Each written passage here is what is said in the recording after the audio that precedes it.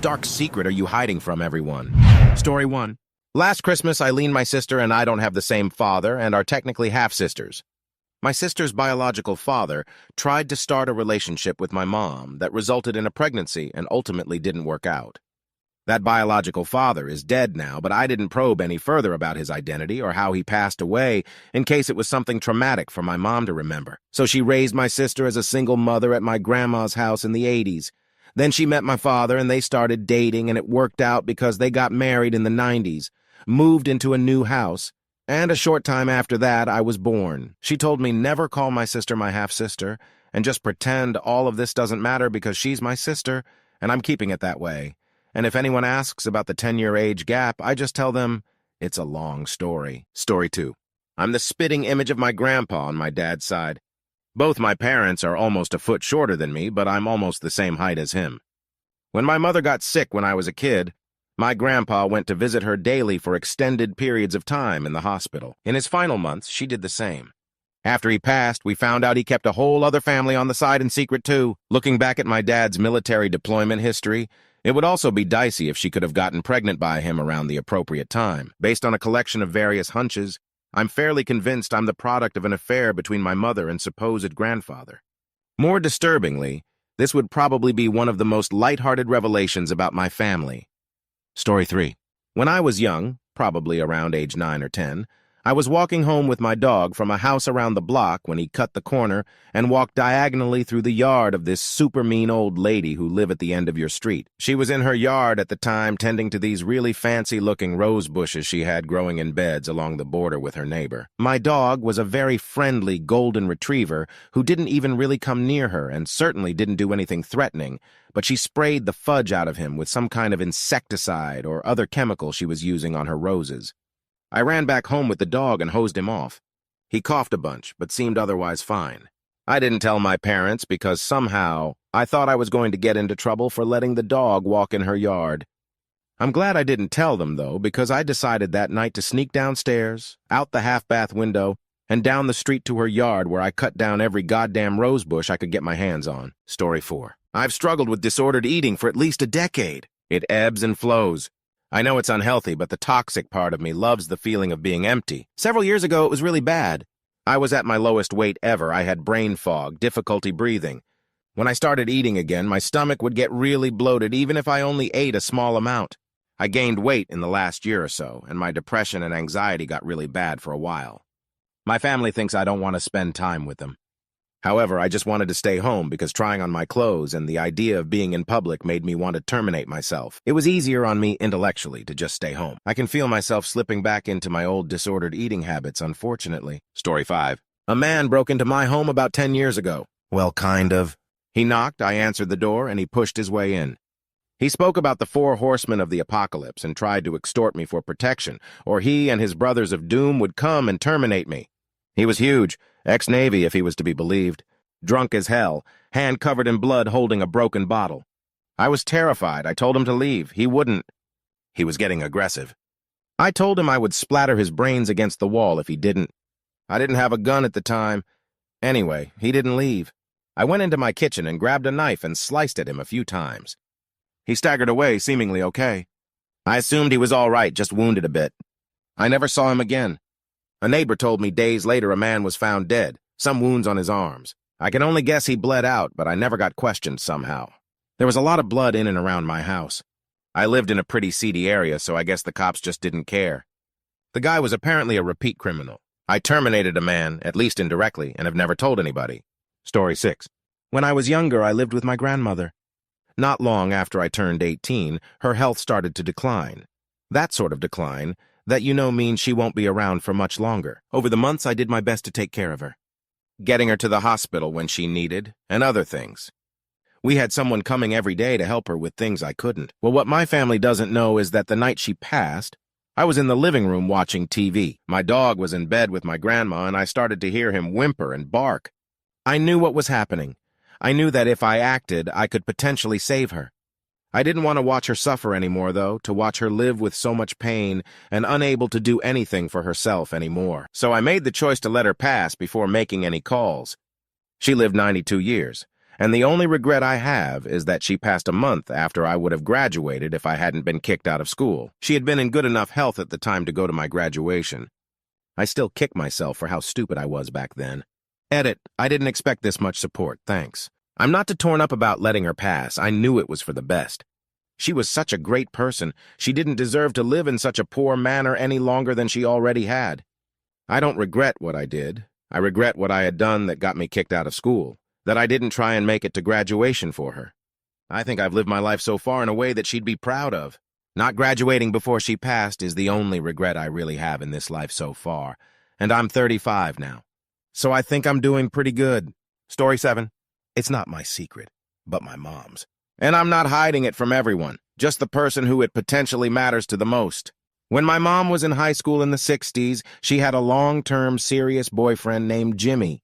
They were each other's first. They were together for years and were planning on getting married. He went away to college, my mom stayed behind, but they were still together. You know what happened next. He cheated and got the new girl pregnant. He comes home to break the news to my mom. Abortion was not legal at the time. He basically says that he wants to be with my mom, but he has no choice but to marry this other girl. My mom was devastated. Here's the secret. My mom was also pregnant by him, but hadn't told him yet. She decided she wasn't ever going to tell him. Jimmy went on to marry the other girl and never knew my mom was also pregnant. She told me that she later threw herself down a flight of stairs to cause a miscarriage. My mom actually reconnected with Jimmy during the early days of Facebook. She didn't have an account, but asked me to look for him using mine. He was still married to the same person. My mom was married to my dad. They wrote to each other for a while using my account. Signed their messages saying, "I love you." My mom passed away a number of years ago. I think about this knowledge I have that Jimmy doesn't. This major life event thing that he doesn't even know happened. That could have changed the trajectory of many lives.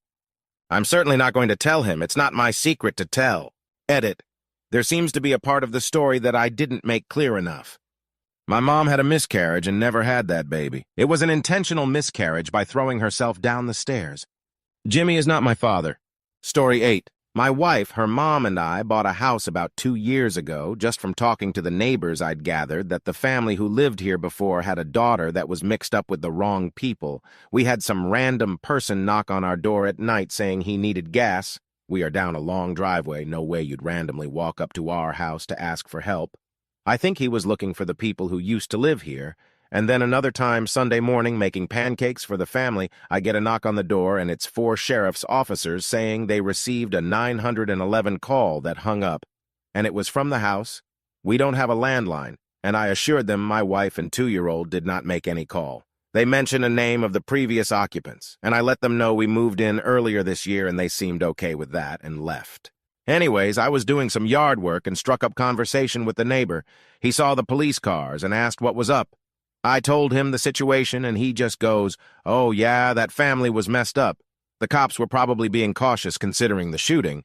What shooting, I ask? He kind of looks at me with a sad, worried face. "The shooting in your house."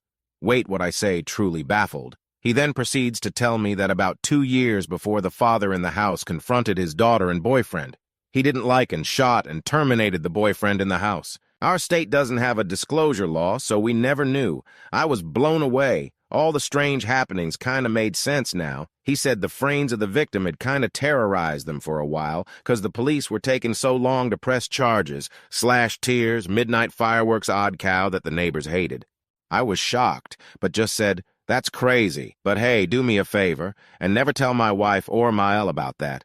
They are a little spooked by things like that." So the TRDL is that we live in a murder house, and I'm the only one of my family that knows. Story 9. I found my adoption papers a few years ago when I was looking for a copy of my birth certificate. I know my birth mom, I just never had a relationship with her.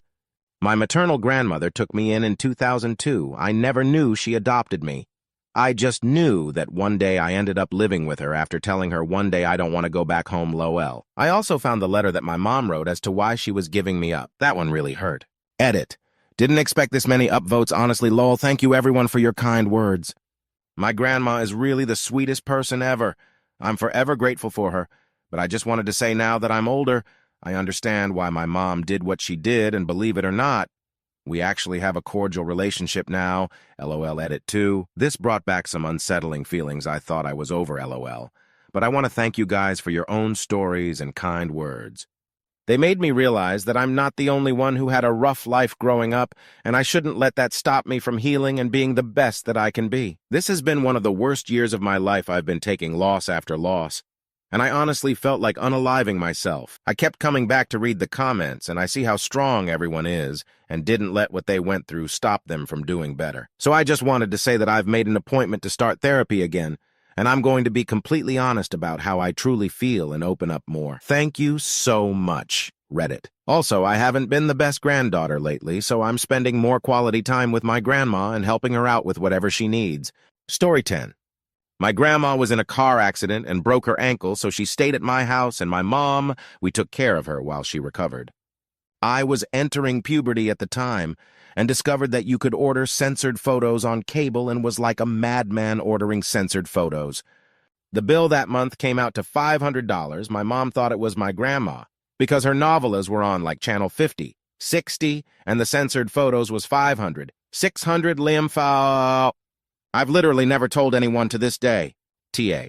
I am Latina, and close relationship censored photos for women is still pretty taboo in my culture, so that's why I'm so scared to tell anyone. Even if my mom and I are pretty open with each other, I'm still embarrassed. However, my grandma passed away in 2019 and I felt compelled to tell my secret. But my mom sees that story as a funny memory she has of my grandma that she likes to look back on and laugh about, so IDK if I should LOL. Story 11. In high school, I was a super good kid. Straight A student who loved homework, keeping out of trouble, and who was quiet as hell during class. So anyway, there was this guy who was also in AP classes with me, but he was super loud and obnoxious, but would pull stunts in such a way that he would have some margin of plausible deniability. Though we never spoke, I'm not sure he even knew I existed. He rubbed me the wrong way. Maybe it was from the one cold day when this other girl in our class had her ball poking through her shirt, BC. She forgot a sweater, and he kept saying to her, "Damn, it's cold, huh?"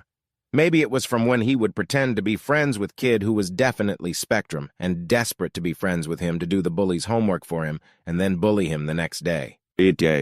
So at random, sometimes once a week or a month or once every couple of months, I would whistle. It's this high-pitched whistle that sounds like a tea kettle that I can do while barely moving my mouth.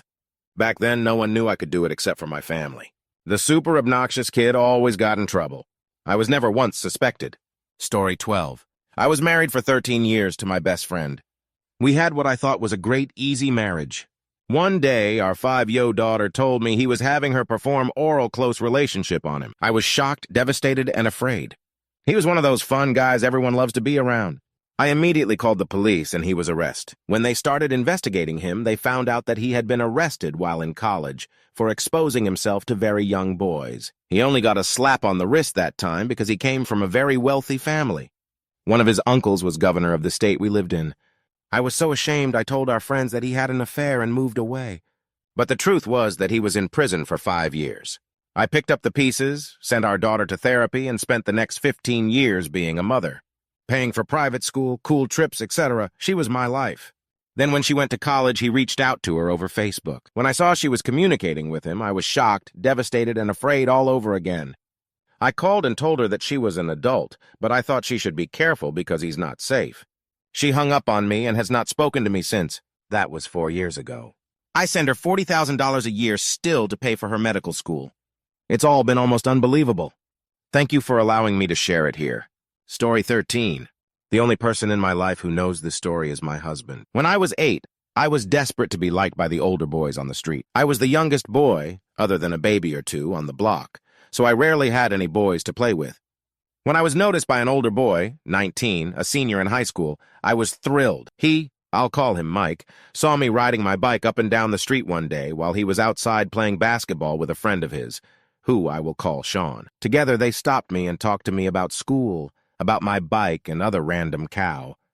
Then Mike invited me inside for a cola. Since my parents didn't keep soda in the house often, this was a treat. Once inside, my can of cola in my hand, Mike and Sean started turning the conversation to things I didn't understand. I don't remember exactly what they talked about, but I do remember a lot of questions about my body, my banana, whether I got erections, and if I had ever seen an older boy's banana. This turned into them taking their pants off and urging me to do the same. I didn't want to, but Mike knew I was an insecure little kid. He turned on the manipulation. "Oh, well, I thought you were cool, Faustus. I guess not." "I don't talk to boys who aren't cool, that kind of cow." I did what they asked from that point on, afraid to be uncool and not have older boys to talk to anymore. That day, all they made me do was touch them. But for months afterward, until Mike went away to college, I was used by them. Most often, it was just Mike. About half the time, though, Sean was involved. He seemed less gung-ho about assaulting me than Mike did. Without going into details, if you can imagine something close relationship a 19-year-old could do to an 8-year-old, he did it to me. The weirdest part about it all was, though I hated it when it was happening, I missed it when it was over. I felt special when Mike would invite me into his house. When he left for college and when Sean completely ignored me after Mike was gone, I felt lonely and unwanted again. I never told my parents. To this day, more than 30 years after the fact, they don't know that it happened.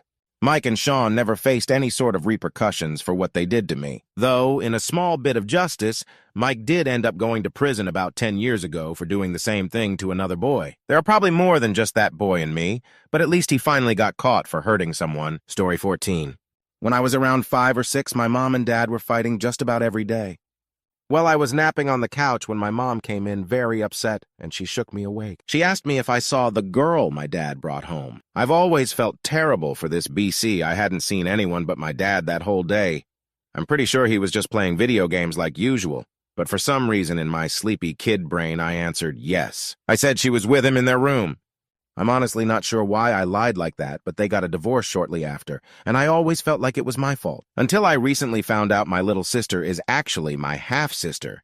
But that's a whole other story, edit. For clarification, my dad had been cheating with my mom's sister, and my mom was cheating with one of their friends to get back at him.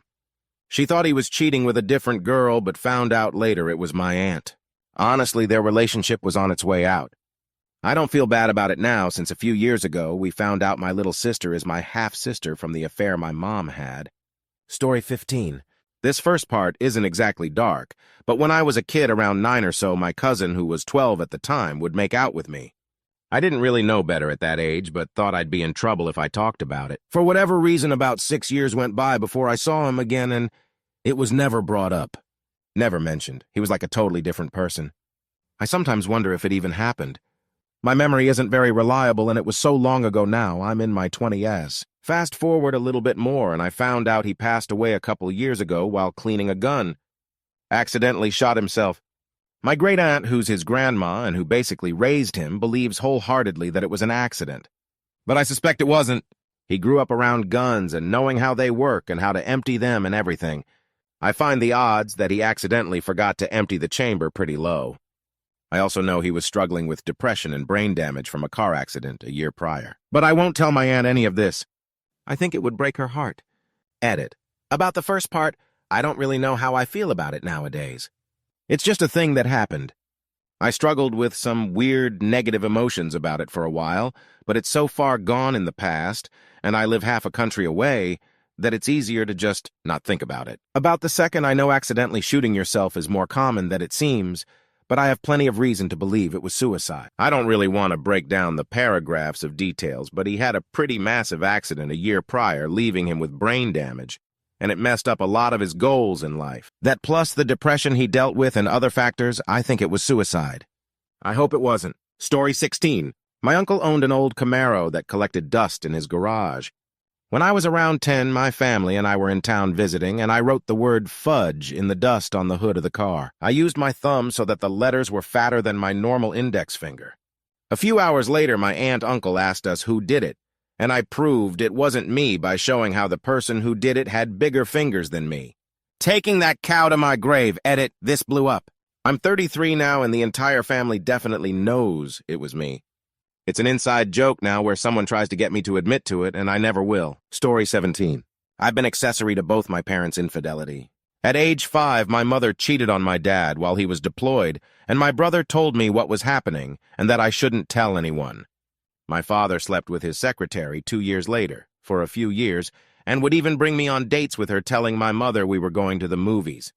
He took me to her house and had her roommate watch me while they went out or just hung out in her room. They're still married. I don't know if either know the other did the thing or if they still are doing the thing.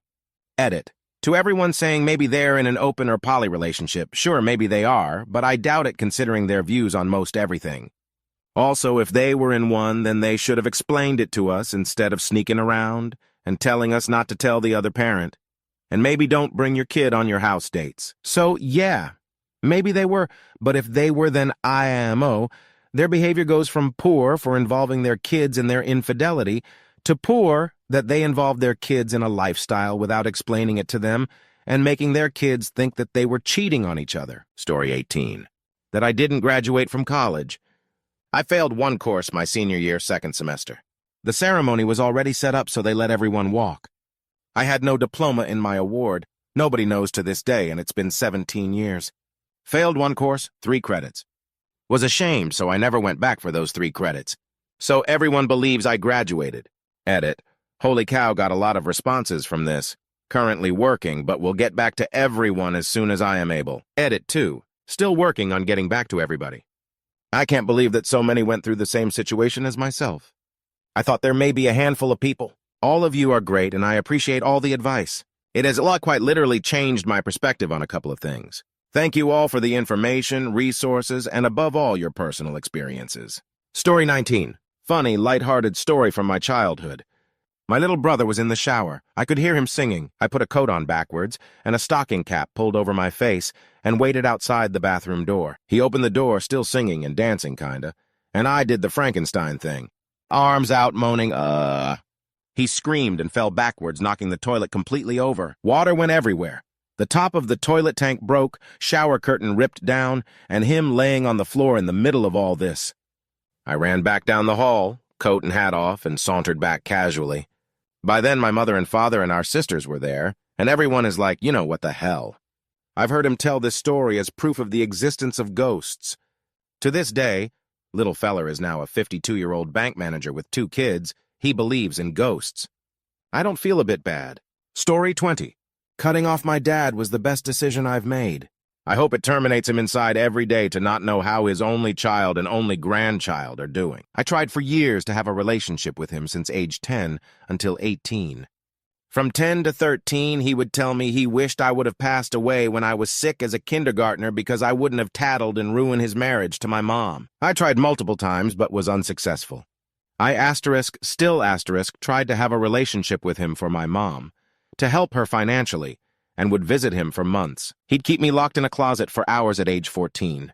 From 16, 18, he thought throwing money around would help me, but I was already working by then. And it didn't matter. I still have my daily battle where I ask myself if he's right or not, but I see my kid and I can't imagine thinking such vile things about them at that age like my dad did about me. Story 21. I was drinking with my ex in her room when I was 19 years old. She was 23. All of a sudden, I started seeing images of my uncle, who passed away when I was 13, in my grandmother's bathroom. He was motioning me into the shower and telling me to touch his banana. I felt like I was 5 years old seeing that. Luckily, my ex was really great and realized I was having a full-on anxiety attack during that moment. I was holding my knees, rocking back and forth with my eyes closed. She asked me what was happening, and I was able to dictate what I was seeing.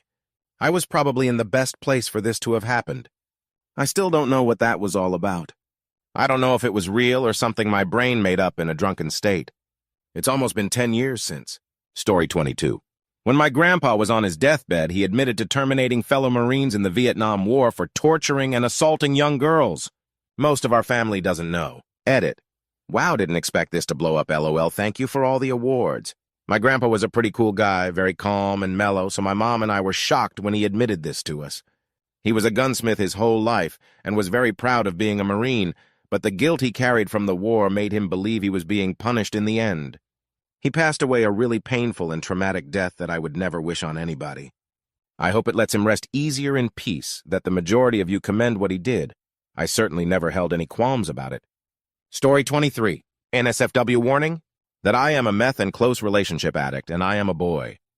I used to be addicted to hookups and close relationship only, but when pandemic began, social isolation made me try close relationship, specifically meth. My friends and family do not know about my attractiveness, let alone my struggle with addiction.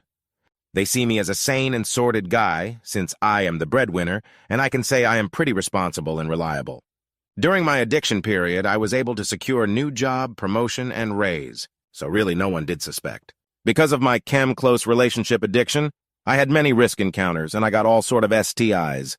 I was on Pre-P to protect me from HIV, but I did got gonorrhea, syphilis, chlamydia, and the worst was anal warts. My anal warts required me to undergo surgery, and I think it was one of the lowest point of my life. I had to go to surgery alone. I did not tell anyone about it, and I had to endure the pre- and post-surgery recovery by myself. I thought after all these I will change, but even after my surgery I relapsed several times. It actually had made my anal canal tight, which the doctor said would be permanent, so I cannot have anal close relationship now. Part of me regret having the surgery not knowing it could happen, and other part is thankful that at least I can't have risky hookups anymore. Story 24. My to the sky depression isn't gone. I've just accepted that I have to wait to pass away of natural causes, because terminating myself would scar my family and most people who know me for life. Edit. I appreciate all the support, and I'm glad for those that find comfort in not being alone and feeling this way. FAQ. No, this isn't passive to the sky ideation as I've attempted twice before and still have active thoughts sometimes. Yes, I am in therapy and have tried medication, exercise, etc. No, I don't want to try microdosing psychoactive substances as I have psychotic depression, meaning I'm prone to hallucinations and such, if pressed. Story 25. My son will never know how much I can't stand his idiot friend from next door. The kid is legitimately stupid and so confident, which makes it worse. Edit. Since I got a lot of upvotes, let me elaborate. He's not a bad kid. He's not malicious or a troll or anything. He just has zero common sense or ability to do the simplest tasks. He constantly talks, and when he does, it's either about absolutely nothing or it's just a bunch of wrong info, and he never leaves me alone unless I'm a bit terse and short with him. My kid is a few years younger than him and has more sense. I feel like I can leave my kid alone in the house for 30 minutes if I absolutely had to. I felt like if I left this kid alone for just 10 minutes, he'd break something due to pure idiocy. Story 26. I love my kids so much, but I hate being a parent sometimes. I miss my life before kids a lot, and I hate saying that because I really do have great kids. They're just a lot. Edit. Thank you guys so flipping much. I am in tears right now. I honestly have felt so alone for so long about this, because when I try to talk about it with my loved ones or people I'm close to, I just get judged so bad, and I just really appreciate you guys for understanding, relating to me, sharing your experiences and advice and words of encouragement. It means so much I'm not alone in this, because I really do love my kids so much, and I would do absolutely anything for them. It's just so flipping hard being a parent sometimes. Thank you guys again. Story 27. When I was 10, I was the victim of serial child molester. A teacher, a woman, and no one believed me. This is an important detail as to why I did what I would later do. Several years ago, I saw her while I was shopping. First, I was afraid. Then I realized I was not 10 anymore. I was a 25-year-old adult male. I became angry. I stalked her for weeks, saw her working as a teacher still, found her on social media, catfished my way into the cougar dating FB group she was in. Learned she had victimized more kids since she had lost me as her pet. She called her victims her teacher pets. After I was sure of everything and had gathered my information, I plastered her neighborhood with her private FB group posts about how much she loves the feeling of power as she pins the little cubs to the desk in her office. The flyers had her face, her address, her phone number, and a bunch of other stuff. This isn't a dark secret, really, because if I get caught, so what? I outed a loud and proud cub hunter. Edit. As I can't reply to all individually, I'm going to put this here. 1. Yes, I did report her in the FB group. The group no longer exists and hasn't since I did this. 2. I am now in my 30s and this revenge was 7 years ago. 3. She moved not long after I did this, but I can't say that my actions are the reason. 4. I have not continued to follow her, as my mental health takes priority, and the actions I took back then, for my revenge, actually caused a bit of relapse on my depression. 5. I reported her when I was 10, and again when I found her living in the same town when I was 25. The group chat logs, the Facebook's posts, and all information was turned over to the local police via throwaway email. To my knowledge, nothing was ever done on the matter. 6. I didn't terminate her or cause her physical harm because I have a life, and while it isn't all that great, it's a lot better than prison. Story 28. My only child, who is 23, has schizophrenia. He was diagnosed a year and a half ago. He is at a point where he is stabilized, but because he has stabilized, he understands the road that he has in front of him, and of course it's devastating for him. I am no longer married to his father, but we co-parent extremely well and we are rallying around him the best that we can. Having said all of this, if my son were to follow through with his to-the-sky ideation, my dark secret is I completely understand because he would be out of his pain, and although it would completely destroy both of us, he would be more at peace than he is now. This kid is my life and my light. But him being at peace is something that I don't know that medication or his parents or environment can give him, and that is the worst possible feeling you can have as a parent. Story 29. 2 days before my dad took his life, he called me telling me what he wanted to do. He had been calling me and telling me how depressed he was for months, and I was sick of hearing it. And I hung up on him.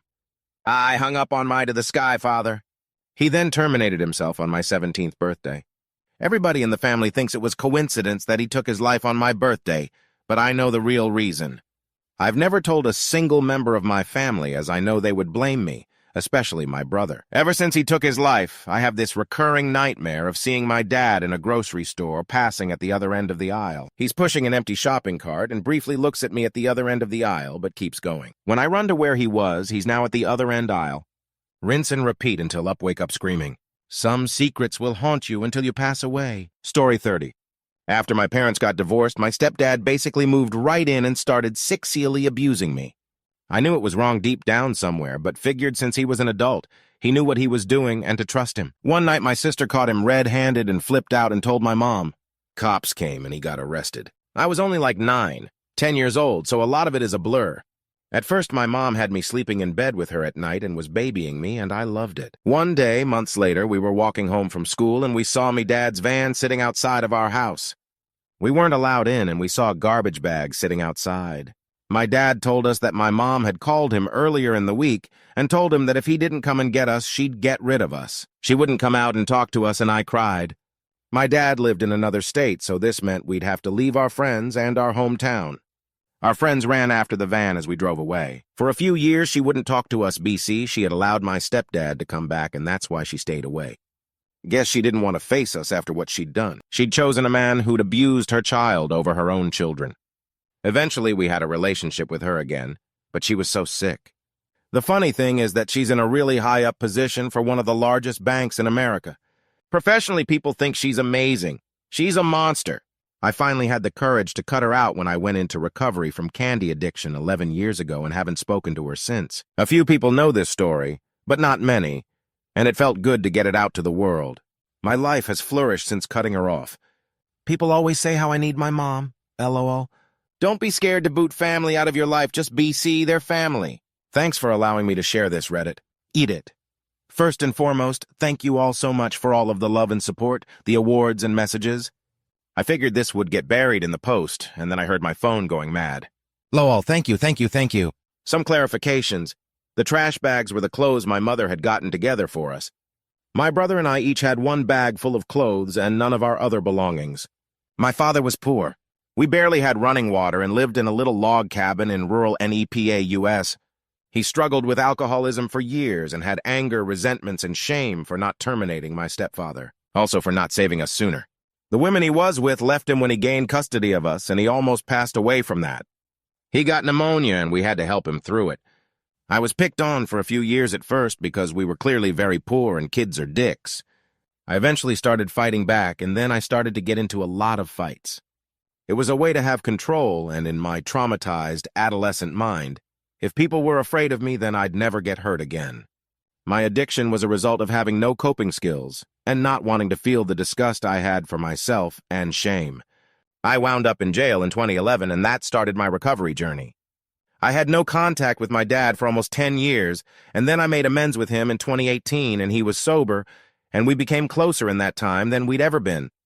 I cherish that time with him. He sadly passed away very unexpectedly after hitting his head in January 2021. Story 31. My mother is a monster who began sick-seally assaulting all of her children from the moment we were born. That isn't the secret. The secret is that I will spend the rest of my life making absolutely certain that she faces consequences for this. Right now, she thinks she won. That's necessary. She wormed her way out of criminal charges by throwing money at a crooked lawyer. She's smug. That's great. Because very soon I will have everything in order to leave this country. And once there's an international border between us, I will go after her legally with every single breath in my body. I've been collecting evidence, and I just found a new smoking gun. I have hard proof now. I will make sure that she never has access to children ever again. So I hope she enjoys the calm before the storm. Edit. I've been looking at these comments in shock for the past 24 hours because I'm completely new to experiencing support around this. It's been mostly the opposite, so from the bottom of my heart, thank you. It especially hit me hard to see people complimenting my writing, because my sister and I are writing a television series about our experience surviving our mother. Again, thank you. It's difficult to express how much the support touches us both. We're in the final stages of fixing up an RV to take to Canada. Once there, we will expose everything we know. We'll definitely post an update when that happens. Story 32. My finances ain't adding up. I earn way too little cash to be able to live.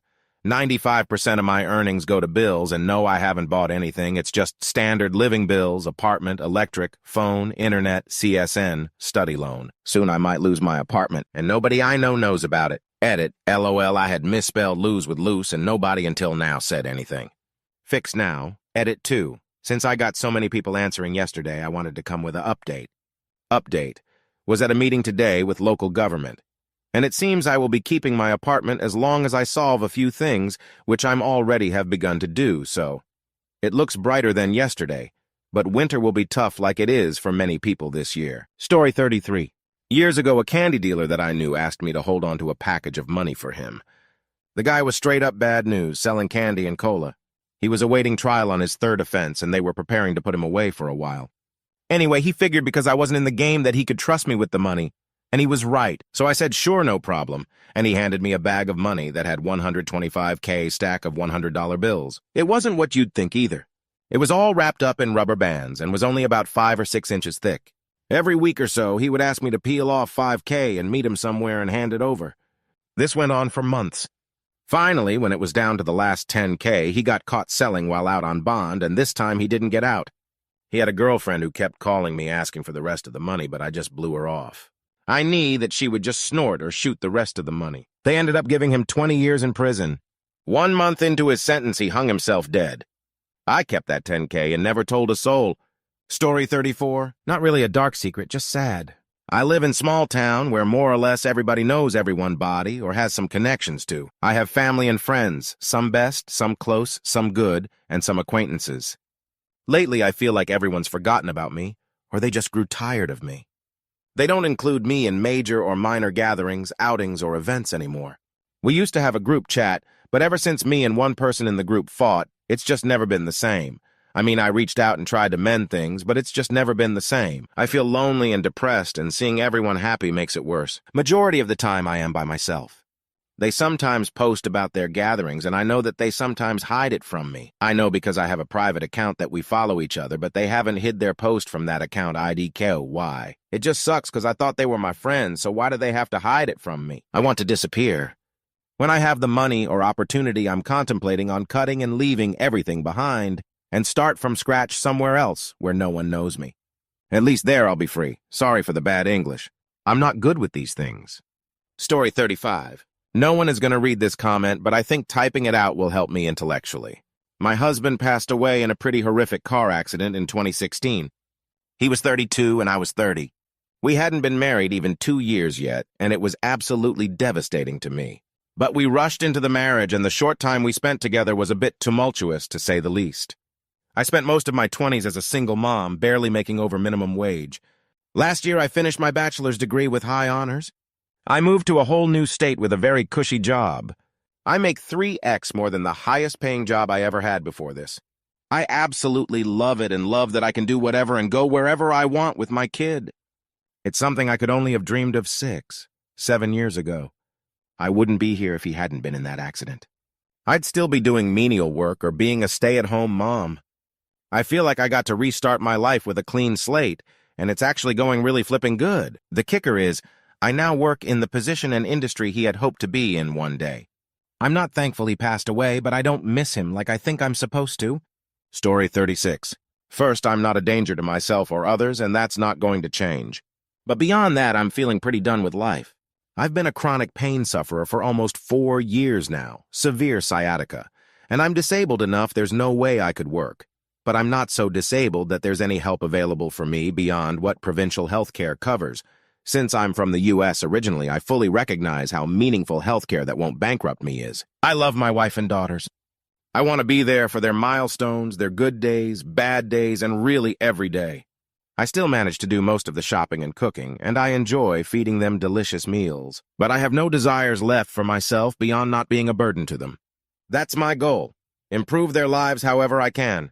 Slowly over the last few years, I've just shed and discarded any wants or ambitions for myself. I can't bring myself to read books. I can't even watch movies or TV shows that are new to me in many cases.